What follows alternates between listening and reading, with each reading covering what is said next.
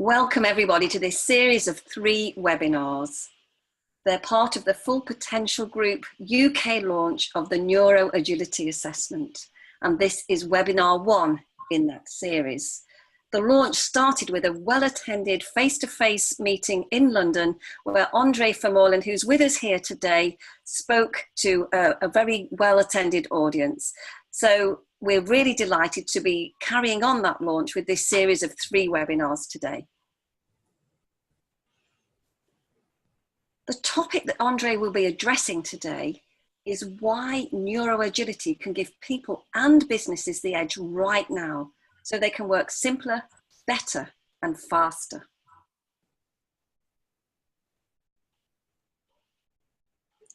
So there's a team of 3 of us here today. I'm Sue Coyne. I'm Leadership Director at Full Potential Group.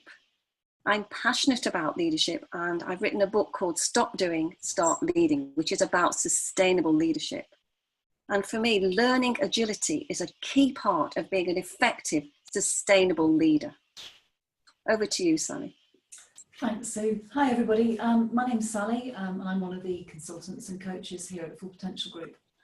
Like Sue and several of our colleagues, I became accredited in neuro-agility earlier this year. I was really drawn to this work because I'm fascinated by understanding more about how our brains work and what that means for who we are and how we operate. And since studying and accrediting and becoming accredited, I've really found it incredibly useful and powerful in terms of helping people understand themselves and also develop their performance and really achieve their full potential. So I'm fascinated by this and I'm really excited about sharing this with you during this course of webinars. Andre. Hi everyone, my name is Andre Vermeulen, and as Sue said, neuro-agility and learning agility is going to be an important skill for leaders in the future, and this is our field of expertise. I am the CEO of NeuroLink, a workplace consultancy that specializes in the neuroscience of learning, but in the same instance, I am also part of the neuroscience research group of the University of Pretoria, where my responsibility is specifically to look at the latest research and technologies we can use and simplify those tools, cut away the academic jargon and provide practical business tools for the world of business to optimize business results. So optimizing performance and specifically brain performance is our passion and also our specialist field. Back to you, Sally. Thanks, Andre. Yeah, and just to really echo what Andre says there, one of the things I've really enjoyed and found useful about all of this is how practical it is. It really takes the world of latest research and science, but brings it into the field as something that's very applicable and useful for us all. So let's have a look at what's coming up then in terms of these 3 webinars that Sue mentioned. Today's webinar is really to give you a picture of the why. So what it is, when we talk about neuro-agility, what it is and why it's so important, why we know that this is what will give businesses, individuals and teams the advantage in terms of performance. So today's webinar really sets the scene, we believe, and gives you a really clear understanding of why we see this as so important. The following 2 webinars really focus on how. Webinar 2 talks about the tools and how we measure neuro-agility, particularly in of the 6 drivers that maximise our brain power. Webinar 3 then looks at the 7 factors that make up our own design. In other words, how we're made, how we're built, what it is that's in our unique genetic makeup that causes us to be the person that we are and what that means for our strengths, where we'll shine, and any potential blind spots that we may have that we can learn to overcome. So those are the 3 webinars, and our aim today really is to whet your appetite and leave you keen and excited to find out a little bit more. So with that, I'll talk a little bit more about webinar 1 itself to sort of frame this, and I'm going to be handing over to Andre to take us through it. As Sue said, the purpose of this first session is to talk about neuro-agility and help you understand really clearly what it is and why it's so important. At the end of the webinar, we'll be reminding you about some exclusive special offers that we're able to make to you as participants in this series of webinars, which we really hope you'll be keen to take up. During the course of the webinar, you may have some questions or some comments, and we'd love to hear those. If you do, please just pop them in the chat box that you can see on your screen. We'll get to those later on, and we'll answer as many as we've got time to do during the course of this webinar. If there are any that we can't answer during the webinar, we'll respond to those by email and share the responses to those with everybody who's registered for the webinar. So please feel free to let us have your comments and any thoughts. Some of you might have taken the mini quiz that's on our website, which is a very, very quick introduction as a bit of fun, really, to help you understand more about your own level of neuro-agility. And it might be that taking that quiz has prompted some thoughts and some questions. It certainly did for me when I did it. So if that's the case, use the chat button to let us know those. And again, we'll answer those questions when we get to them. So before I hand over to Andre, just a reminder that this webinar, along with the others, will be recorded.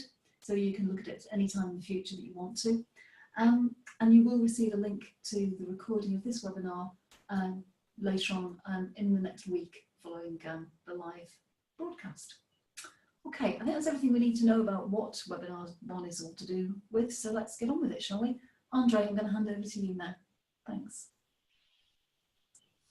Okay, so if we talk about neuro-agile, in the first place, it is going to be very important that we understand our world is changing very fast. And perhaps the most important for us to remember is that we do not just want to survive in that world, but to thrive in that world. But let's quickly have a look, Sally, at the video of the changes we can expect in the future.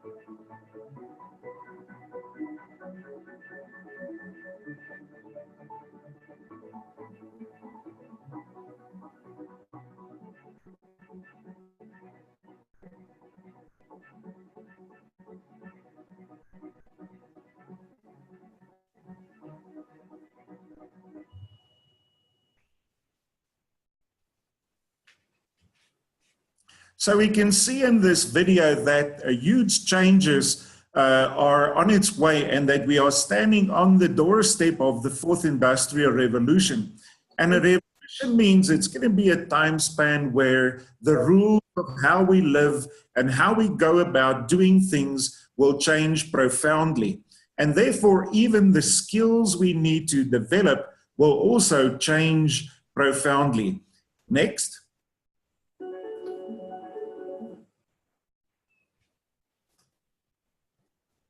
So when we look at this next video of Peter Drucker, we will see that he says that understanding how we think and how we learn and how this influences how we perform is going to have a huge impact on who we are. And that was said in the early 80s, and that message today is even more important than ever before. Let's have a look at the video clip, Sally.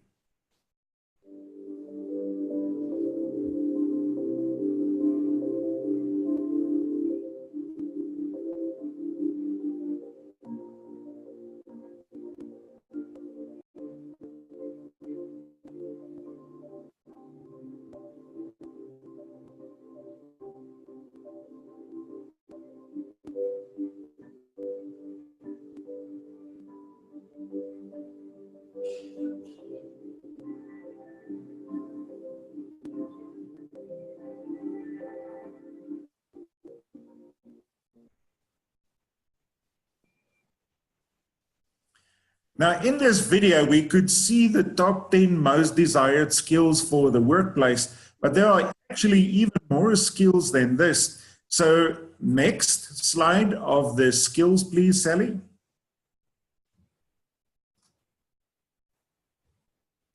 There we go. Now, when we look at the most desired skills for the workplace of the future, we can see them listed there on the screen, but we added a few more. But if we look at the first 10 skills that the World Economic Forum puts forward as the top 10 most desired skills for the workplace, we need to have a look at these skills and ask ourselves, how competent are we with regards to these skills? But when we look at skills number 1, 2, and 3, and then also number 10 and also number 7, these skills, complex problem solving, critical thinking, creativity, judgment and decision making, and cognitive flexibility are brain power skills. The other 5 skills in the top 10 most desired skills for the workplace can be roughly categorized into emotional intelligence skills and fit into the EI framework. So what is going to be very important for all of us, for business, for individuals, in order to prepare ourselves appropriately for the future, is to make sure that we have a flexible brain that can easy and fast fluctuate between the different modes of thinking, the different modes of learning, so that we can solve problems fast and easy, that we can access our critical thinking centers when necessary, that we can be innovative and creative when it is expected of us, and to assimilate information in such a way that we can make accurate decisions and continuously still flex our mental muscle to adapt in very fast changing situations. Now, if we look at the underlying foundation for all of these skills, we will see that the skill listed as number 11 there is called learning agility. So our ability to adapt and adjust very quickly and learn from previous learning experiences and apply them in new and first-time situations is going to be very important. But the underlying foundation for all of these skills will be to develop neuro-agility, because all these skills happens inside the mind, and the mind is the sum total of our behavior, our intelligence, and of our thinking. And it's all settled inside the brain, the neuro aspect of who we are. So there's a direct link between brain and mind. And therefore, if we talk about preparing the brain for all these, to learn all these skills, it's going to be important that we start with the concept of neuro-agility. Next. Now, when we look at the principle of neuro-agility, it means that the brain should now more than ever function as one functional unit. Now, just because we have one brain does not necessarily mean that we have learned to develop utilizing both brain hemispheres. So when you look at us now and you just follow my instruction, all you need to do with me is clap your hand, cross over, touch your nose and your ear, and switch over and do this to the other side as well. Now, as you try to do this, you will realize that you have to think for a moment what it is that I have to do. And if this didn't happen fast and easy without thinking, it means we need to still improve our neuro-agility. So just because we have a brain does not mean we have learned to use it to function at optimum capacity. Also, things like diet and stress and so forth influence the speed with which we absorb and process information. So neuro-agility means we need to absorb information fast and easy, transmit those messages with ease and speed, and then be able to form new pathways and have the mental flexibility to access all the different areas of the brain that is responsible for different thinking and learning attributes in order to be able to do what we do. But just like a ballet dancer, A ballet dancer has to learn skills to really become good at what they do, but if they are not supple and fit, they will not be able to execute their skills with precision. So the analogy for the workers of the future workplace will be not just to acquire the skills that the World Economic Forum suggests, but before we actually start acquiring those skills, we have to learn to develop neuro-agility so we can learn those skills fast, easy, and have the flexibility to utilize all areas of the brain simultaneously. We must remember that we all learn, but in different ways. We all think, but in different ways. We can all solve problems, but our point of departure and how we do it is different. And therefore, we need to understand ourselves and also know where we start and what our natural strengths are. Next. Should we have a look at the video, Andre, and see this in practice? Yes, absolutely. Let's have a look at this video here, Sally, and just see maybe more a physical illustration of what agility is all about.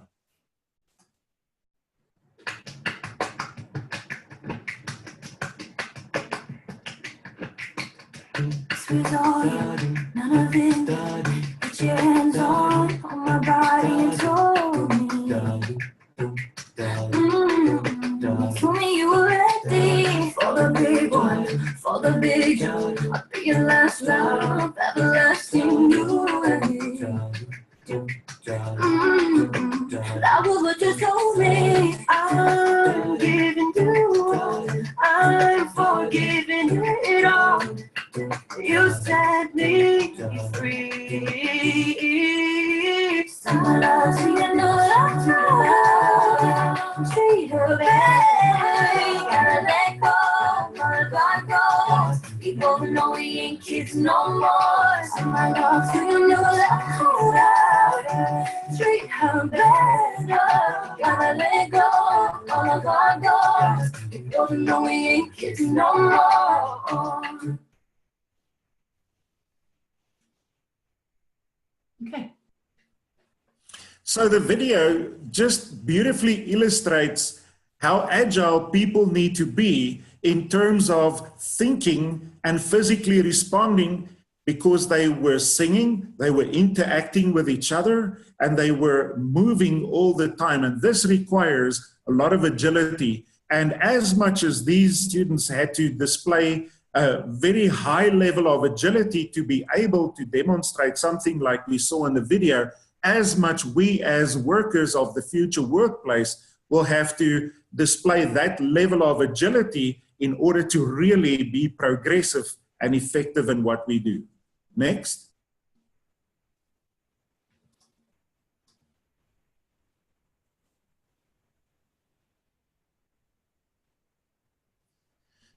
So the idea with neuro-agility, it's nice to have a nice concept, and it is important to develop this capacity. We are not born agile.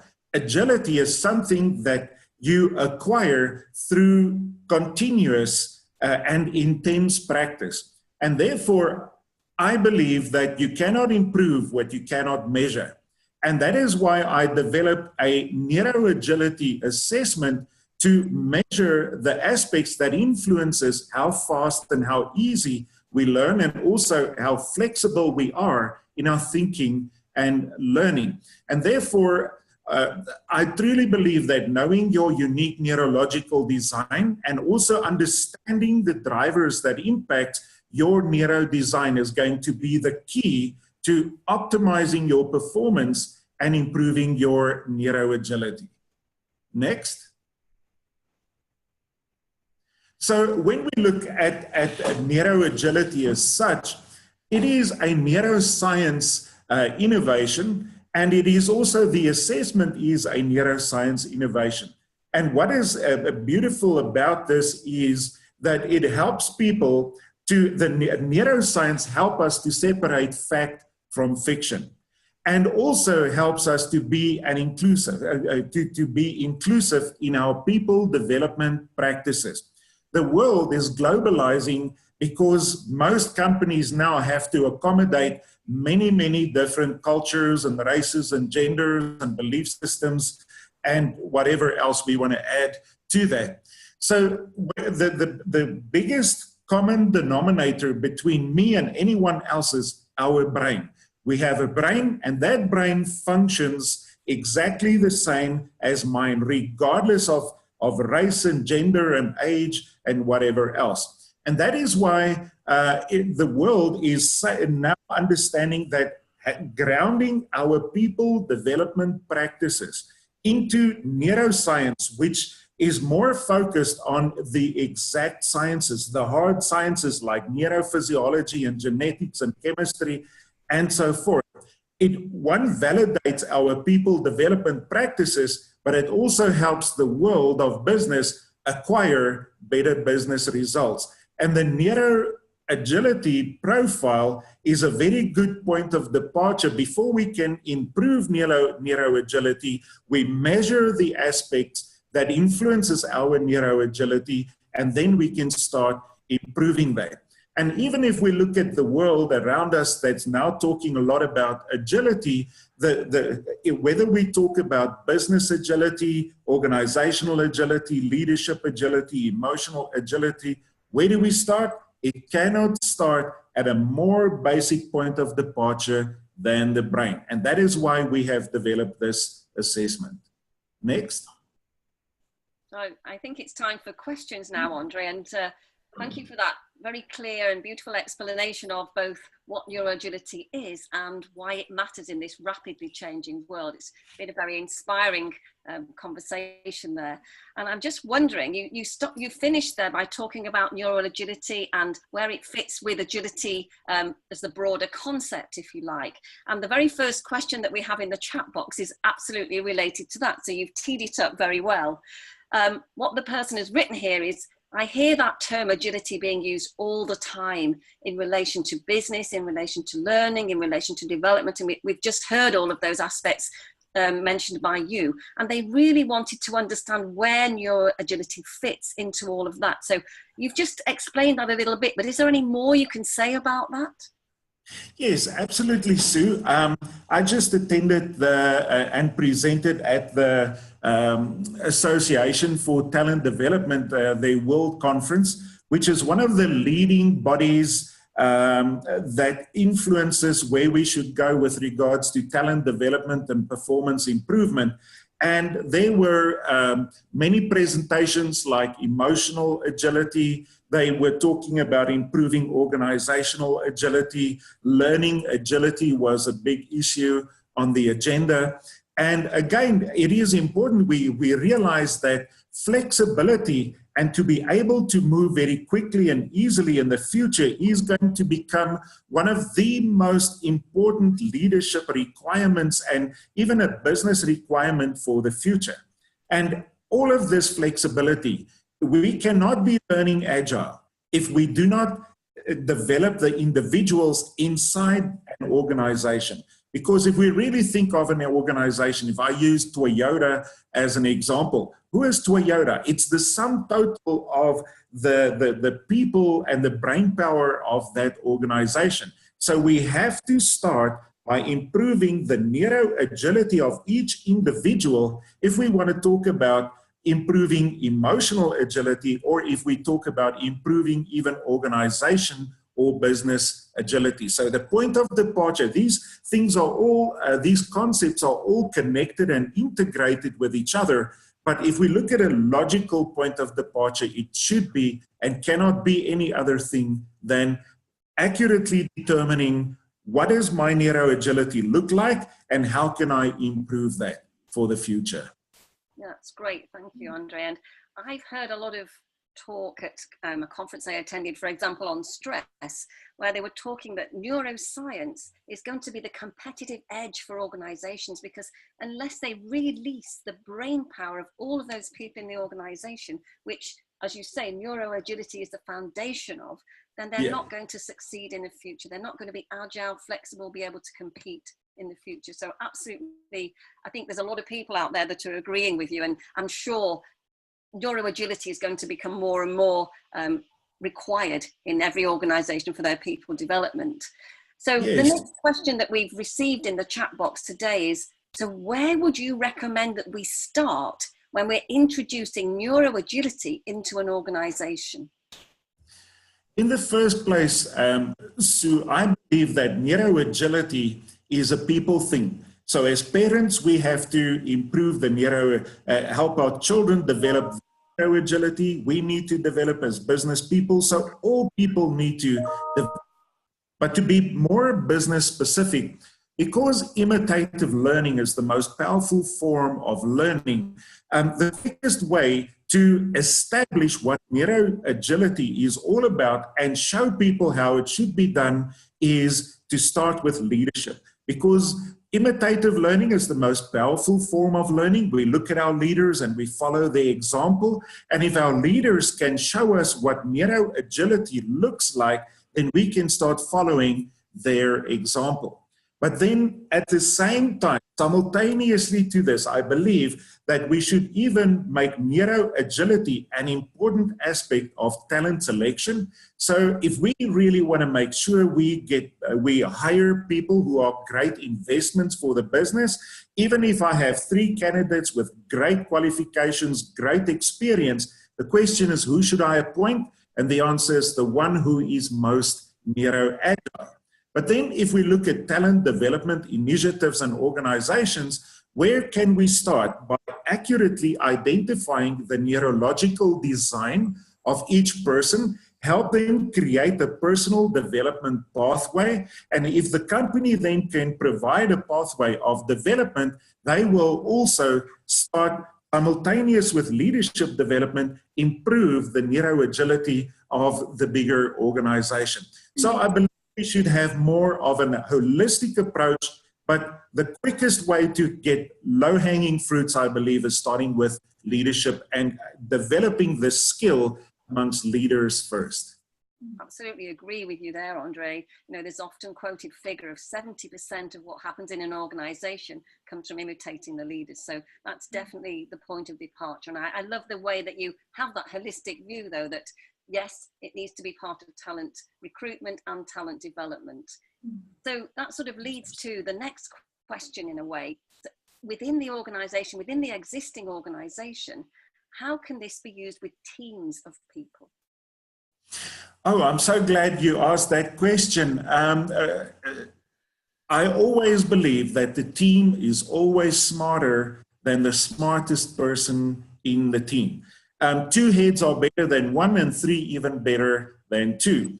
And the sum total, the collective brain power of a team is brain research tells us now that the strength in performance optimization of a company is to create high performance teams. So again, what I would suggest is that a team leader who is responsible for creating development opportunities for their team members should start by assessing the neuro-agility of each member in the team so that they can understand what it is that they can still, one, understand what is my strength, what is my contribution that I make in the team, but 2, if I want to improve my competitiveness and the impact of my contribution in the team, how should I develop myself further? Subsequently, when the team leader gets an overview of the neuro-agility of the team, which is very possible with looking at all, assimilating all the information of the members in the team, then the team leader gets an overview of the neuro-agility of the team. And if they then want to improve the team's performance as a high-performing team, they know in which area they should be focusing on. Another aspect that can help often is when you understand the neuro design of your team, you'll understand how it influences company culture. And if you want to optimize that, you'll see what ingredients you need to add in terms of development opportunities, or if you want to employ new individuals to become part of that team, where are the gaps in terms of the roles that people need to play in order to improve the performance of the team. So there are many, many benefits of doing neuro-agility for individuals assimilating that information into what the team profile looks like in order to improve performance. And I think it's true to say in that respect, Andre, that one of the benefits of the team profile is it really highlights the areas of work that individuals are likely to shine in. I think it shows where people's strengths can really come to the fore and where they can be best deployed. Now, I think we may have a slight technical hitch on the line between us and South Africa at the moment. That's fine, because actually we've run out of time, Sally, for questions. So those of you who are on the line, or those of you who listen to the recording after the live event, if you have any further questions, don't hesitate to email us. We will get Andre to answer them and we'll send them to you via email. So let's move on, Sally, and explain to people about the special offers. Let's. Andre, you're back with us, but I'm going to move on. Yes, I am back now. We've moved on anyway, Andre. Thank you so much for answering those questions so clearly. So, my pleasure.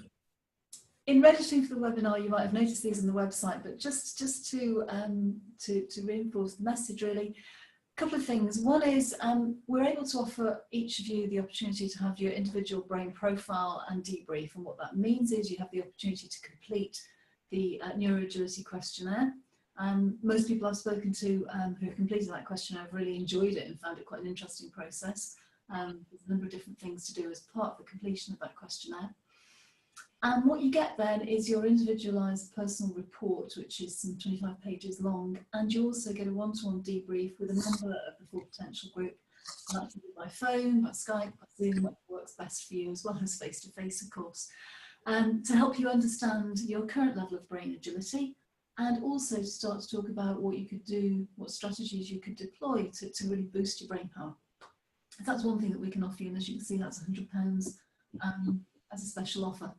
Secondly, building on what Andre was just talking about, is the opportunity for a free team report and debrief session. So the process that we were just talking about, where you actually, each team member goes through the individual brain profile and debrief, but there is also a team report created and a session for the whole team to look at where people's strengths are, what that means for work that they enjoy and do best, and also where any gaps might be and how those can be developed.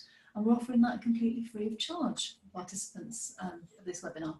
So if either of those two offers appeal to you, then we'd love to hear from you. And you can see on the slide there how to contact us, and Millie is the person to talk to either by phone or by email. So those offers are available to anybody who participates in any of these webinars. And just to reinforce what we said at the beginning, there are another 2 webinars in this series. Having set the scene with this webinar, we really hope we've whetted your appetite and got you interested in this. What we're going to talk about in webinar 2 is those drivers that Andre was mentioning. So the factors that exist in the environment around us and the choices that we can make, and some of the things that we can improve for ourselves in order to boost our brain power. And then the third webinar is going to talk about our own neurological design, the way we're made, the way we're wired, the way we're built, that makes us who we are. And again, how we can maximise the benefit of that, and also understanding any potential issues or hindrances that presents to us, and again, how we can overcome those. So the dates for those webinars are, again, on the screen, and both of those will be recorded, so you can access the recording at any time. Thanks, Sally. So, thank you, Sally. Sally's clearly set out some next steps there, both in terms of attending the 2 subsequent webinars, which we really hope you'll do and join us again, and also in terms of getting an individual or a team profile done. But besides that, we offer a number of other things. We offer masterclasses, we offer workshops, and we also offer an accreditation process where people within your organisation or you as an individual coach or trainer can be accredited in the neuro-agility assessment. So if you're interested in any of those additional things, again, don't hesitate to contact Millie at the office and she'll give you more details. So all that remains is for me to thank you all for being with us today on this webinar. And just to end on the note that we began, why is it so important to focus on neuro-agility? And I think you saw from that video of the World Economic Forum of the disruptive change that we're likely to see continuing into the near future.